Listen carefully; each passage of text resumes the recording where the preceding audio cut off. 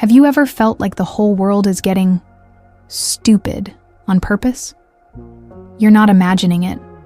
Something weird is going on, and we can't pretend not to see it anymore. People who yell the loudest get more attention than those who've spent a lifetime studying. Disdain for intelligence has become trendy, and thinking has become offensive. These days, if you question too much, you get attacked.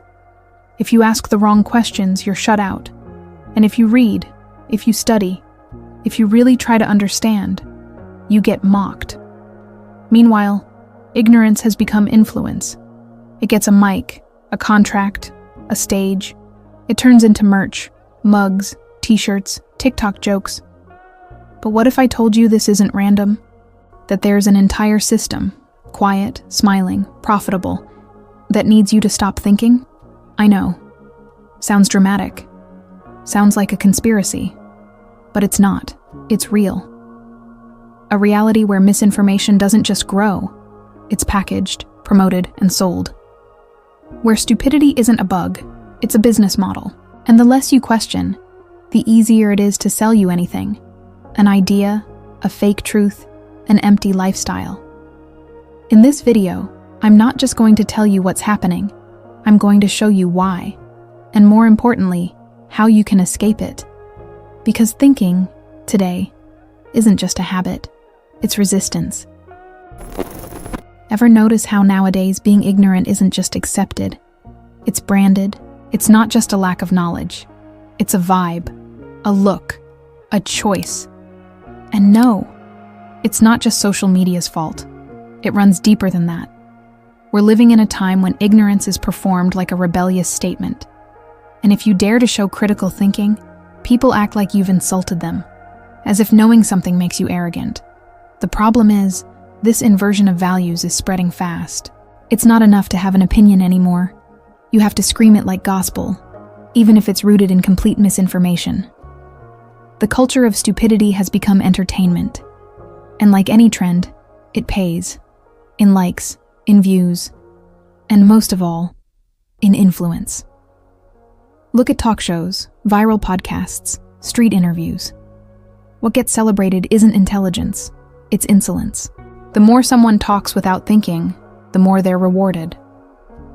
The manipulative media loves this type, loud, reckless, simple, because it drives engagement, because it divides, because it sells. Meanwhile, those who try to reflect or go deeper are labeled as boring, elitist, or out of touch. And that is not just an isolated trend. It has the signature of a decaying society, one that traded wisdom for speed, and turned content into ultra-processed mental junk food.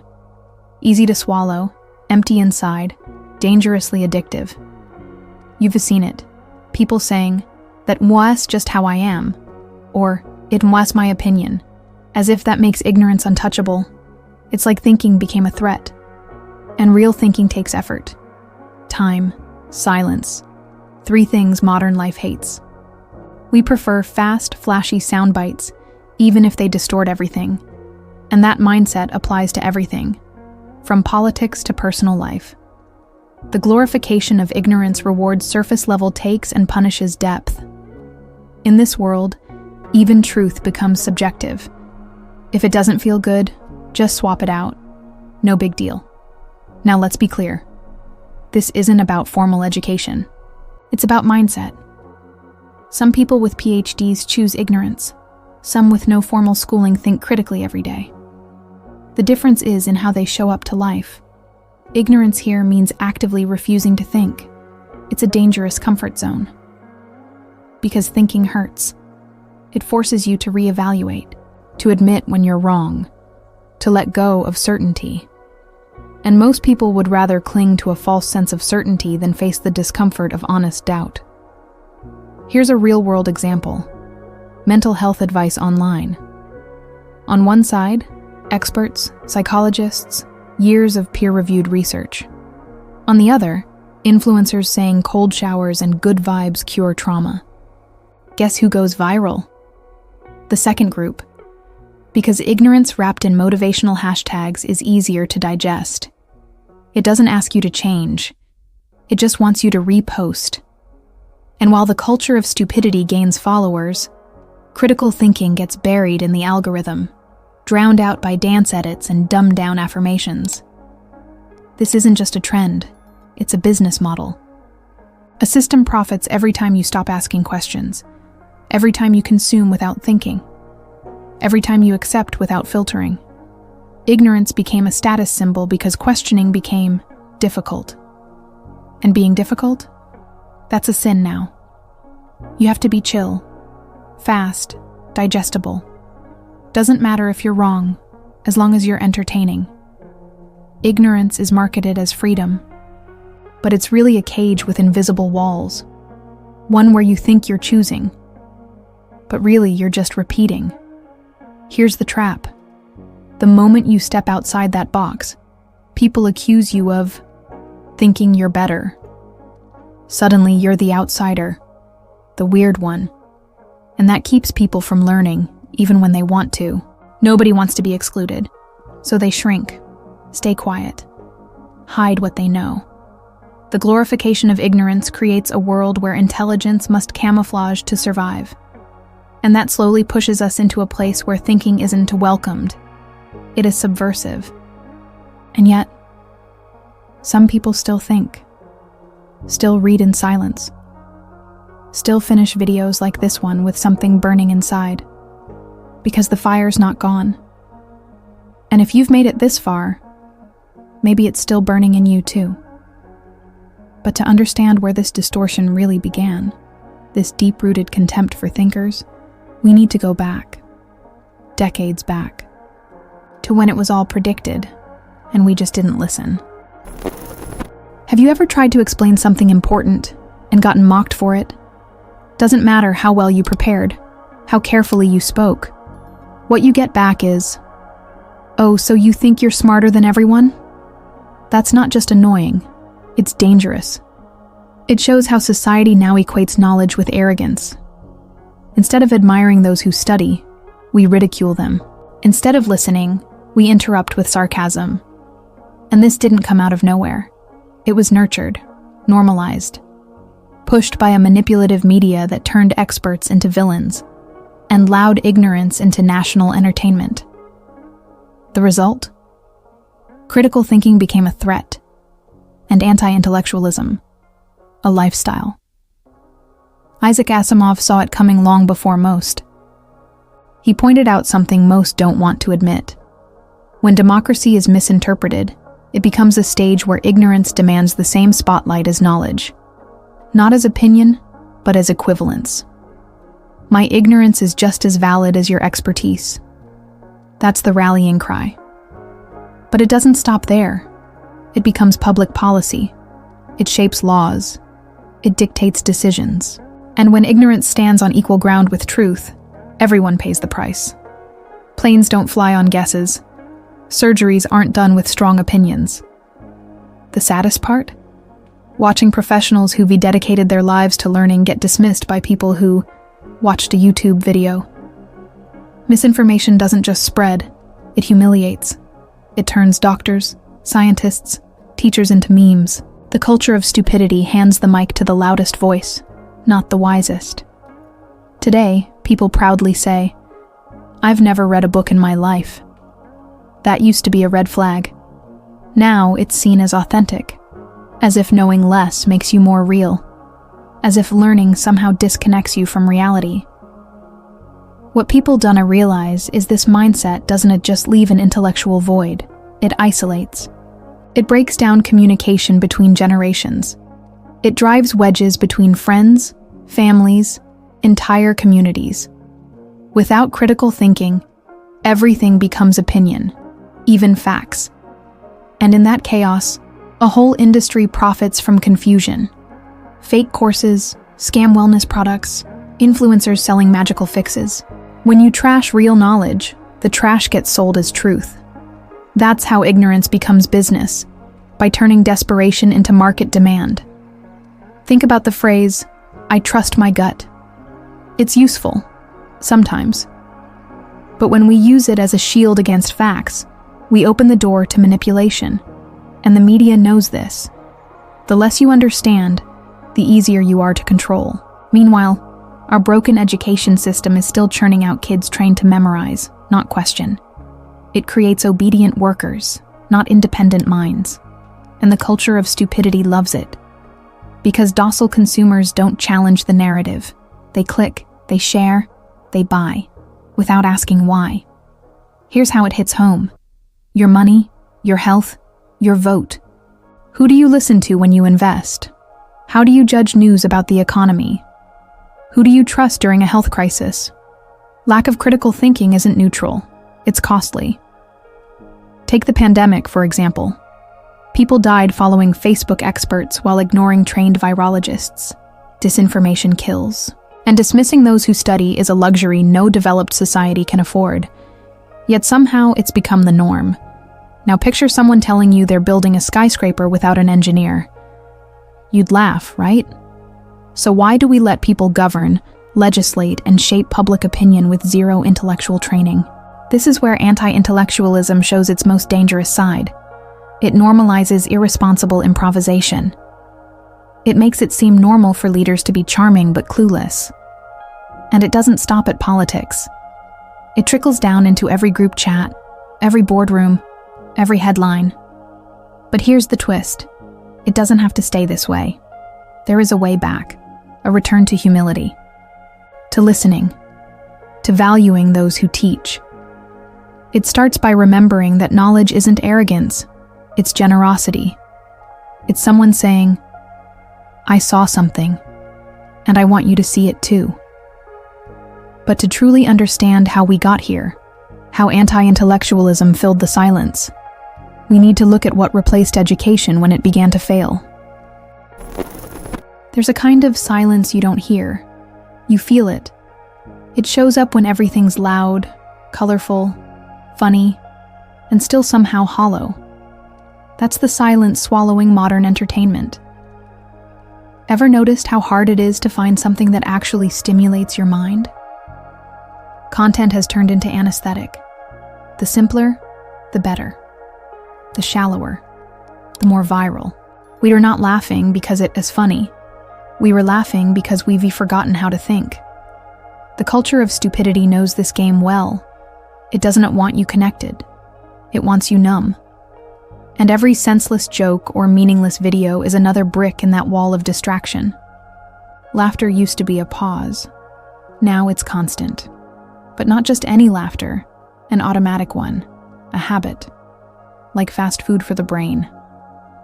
Look at what's trending. Reality shows built on humiliation, influencers turning ignorance into charm. And once the manipulative media realized that paid, it did what it always does. It scaled it, amplified it, rewarded it. Intelligence left the stage. Ignorance took the spotlight. Not because it was new, but because it became profitable.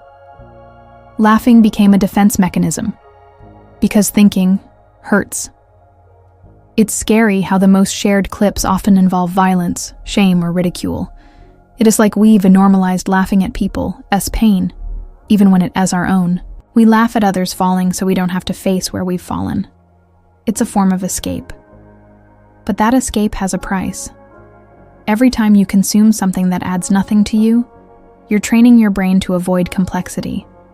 You're reinforcing the belief that everything must be fast, surface level, and easy to digest. And that affects your ability to have deep conversations, make decisions, or even stay focused. The worst part? We call this relaxation. But real rest is different from numbing out. Rest replenishes, numbing drains. A mind fed only on empty entertainment doesn't relax. It decays. And over time, even reading a full paragraph, watching a long video, or listening without checking your phone becomes a challenge. That's the new broken education, one that doesn't teach, only entertains. That swaps questions for algorithms. That turns us into spectators of our own intellectual collapse. Want a simple test? Go 1 week without short-form content and feel the discomfort creep in. It's real. Because your brain, addicted to speed, will panic without constant stimulus. But boredom is fertile. That's where real ideas come from. That's where long-term projects start. And that's exactly what the culture of stupidity wants to erase. Creative silence. Productive discomfort. The resistance that begins the moment you choose to sit with your thoughts and remember how to think. Because that's what separates people who are alive from people who are just running on autopilot. While the decadent society hands out trophies to those who go viral with nonsense, critical minds grow quieter, but they don't disappear. They observe. They wait. They hold on to clarity for the moment it's most needed. By then, though, much may already be gone. That's why the time to act is now. Reevaluate what you consume, who you follow, what you share. Every click is a vote. Every laugh at mediocrity signals your consent. And no, this isn't about killing joy. On the contrary, humor is powerful, but it needs purpose. It should challenge, illuminate, free. Smart comedy exists, and it's necessary. Look for comedians who make you think, films that shake you, documentaries that mess with your comfort zone. Let discomfort be your ally, because only people who feel deeply are capable of change. And change begins with filtering what enters your mind. Remember, what you feed grows, and what grows shapes who you become. So ask yourself, why did this kind of content explode? Why did we choose to laugh while everything fell apart? The answer might not be where you expect. It might not be in the screen itself, but in what we forgot to protect when we stopped asking real questions. Picture a quiet classroom, 30 students copying from the board. No one asks questions, no one speaks up. Now picture that happening for years, decades, generations. That's how education dies. Not with a scandal, but with silence. We think we're teaching, but we're just training. Training kids to obey, to memorize, to repeat. And in the process, critical thinking gets strangled. It shrinks, then vanishes. Today, the biggest challenge in schools isn't teaching tech. It's teaching how to think. But that's hard. That takes debate, complexity, disagreement. And the system doesn't like any of that. The truth is, education isn't broken because there's not enough content. It's broken because there's no intention. It still treats teaching like uploading files, like students are just flash drives. Then come the standardized tests, the multiple choice worksheets, the factory-style curriculums. And what does that produce? Consumers, not thinkers. That's what the decaying society thrives on. People who know how to push buttons, but not why they're pushing them. People who memorize facts but never ask why. People who graduate without ever forming a real question. And when someone finally steps outside that mold, starts asking, wondering, it shocks the system. Because the real world wasn't built for thinkers. It was built for repeaters. Someone who questions is seen as a problem, a difficult employee, a rebellious student. Corporations don't want that. The manipulative media doesn't want that. It's easier to control those who accept things at face value, who don't dig deeper, who don't resist. The culture of stupidity loves this setup. The less you think, the more you consume, the more you obey. And critical thinking, which should be sacred, becomes a rare luxury. Want a real-world example? Look at how people process news.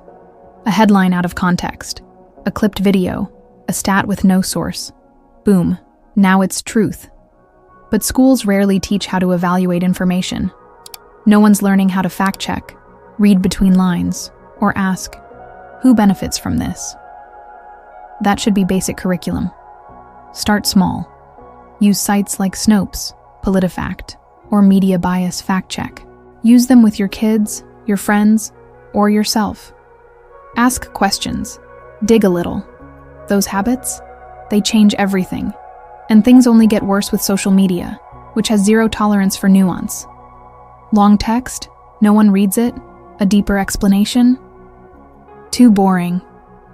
That fits perfectly with our broken system, because the shallower the content, the faster it spreads.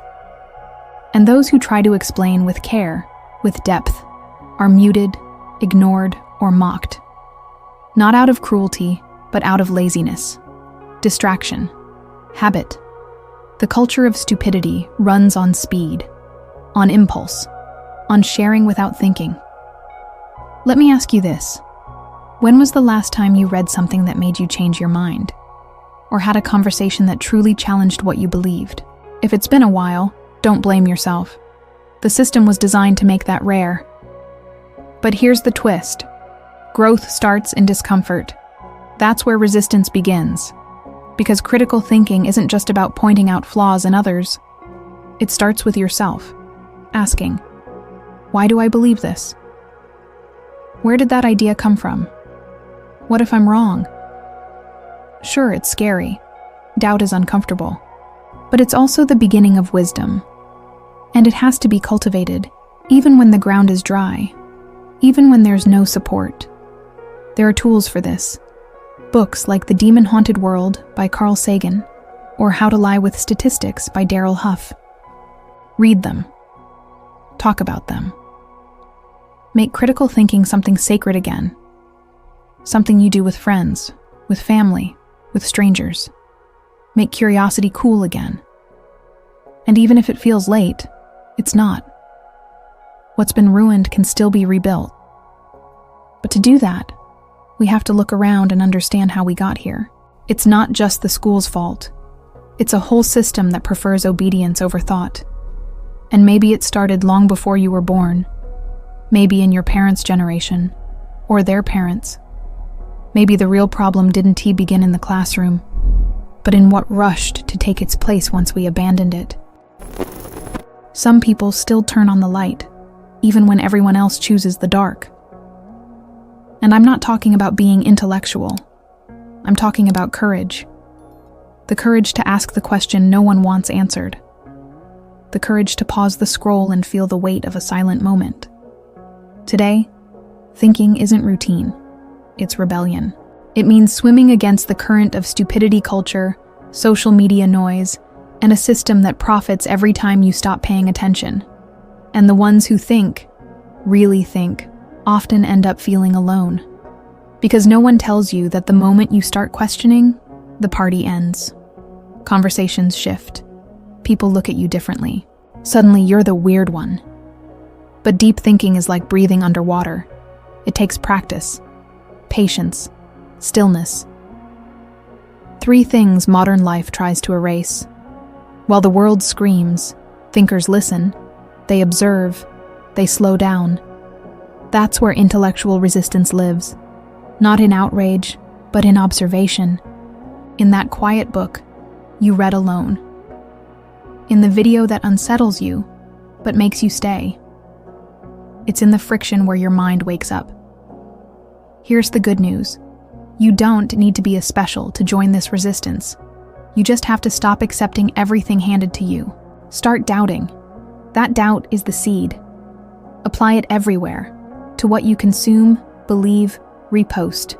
Want to begin? Try 1 book a month. Maybe Sapiens by Yuval Harari, The Burnout Society by Byung-Chul Han, or The Drunkard's Walk by Leonard Mlodinow. Don't just scroll, engage. Don't just watch, reflect.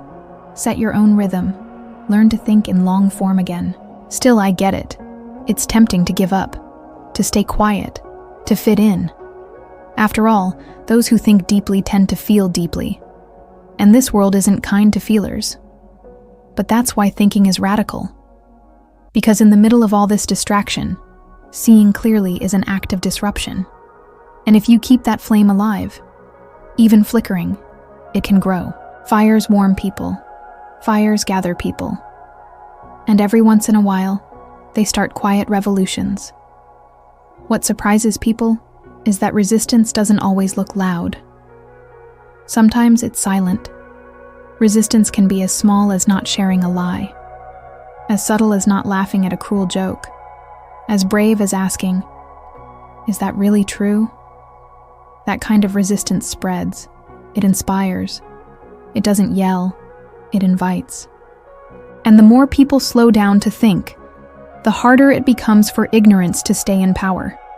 Because thinking is contagious, curiosity is viral, and a questioning society is one step closer to healing. Yes, it's hard. It'll hurt, because truth is often lonely. It doesn't come with likes or fast validation, but it has something nothing else does: freedom. And thinking doesn't make you better than others. It makes you more present, more awake, more alive. And in a world like ours, that alone is radical. It's the start of something we don't have a name for yet, but that beats quietly in people like you. And if you're still here, that flame is still alive in you. Maybe it's small, maybe it trembles, but it's real. And you're not alone. There's a quiet community out there, scattered, stubborn, alert, refusing to go numb. People who believe knowledge matters. That reading, questioning, and listening still count. That it's still worth being someone who feels deeply, thinks slowly, and acts with intention. You're part of that. Because when things collapse, and they will, it won't be the loudest who rebuild. It'll be the attentive, the steady, the ones who kept paying attention, even when everyone else stopped listening. And maybe you're wondering now, where did all this begin? How did we spiral so far into ignorance? The answer may lie in what we stopped valuing, and what we now must fight to recover. Let me ask you something. How many times have you watched the world fall apart in silence and felt like no one even noticed? How many times have you swallowed a question just to avoid being too much? Or stayed quiet even when everything inside you screamed, "This isn't right"? The truth is, you always knew. Deep down, you saw it. And now, you understand why. Stupidity culture doesn't win through strength. It wins through your silence. Every time you stop thinking, every time you stop asking, every time you give up. But if you've made it here, it means you haven't given up. And that already puts you on the other side. So let me ask you this. Will you keep handing over your attention to those who profit off ignorance? Or will you, little by little, start becoming dangerous? In the best possible way? Think about it. And if this video made you feel something, if it lit a spark, don't keep it to yourself. Share it with someone else who is still trying to make sense of what is going on. Because maybe, just maybe, you're the one who helps them wake up too. And if you want to keep learning, questioning, resisting, subscribe to the channel, turn on notifications, and join us in this quiet rebellion. Because thinking is still possible. And more than that, thinking is still revolutionary.